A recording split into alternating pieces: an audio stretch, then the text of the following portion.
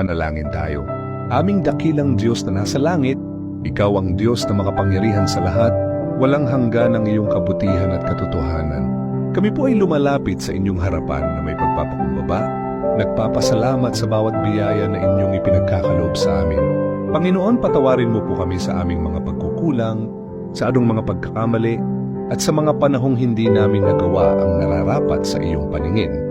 Linisin mo po ang aming puso at isipan upang kami ay maging karapat-dapat sa iyong harapan. Inihiling po namin ang inyong patnubay sa aming pang-araw-araw na buhay. Naway bigyan mo po kami ng karunungan upang aming maunawaan ang iyong mga salita at maisabuhay ang mga ito. Pagpalain mo po ang aming pamilya, ang aming kapwa, at ang buong bayan upang kami ay mamuhay ayon sa iyong kalooban.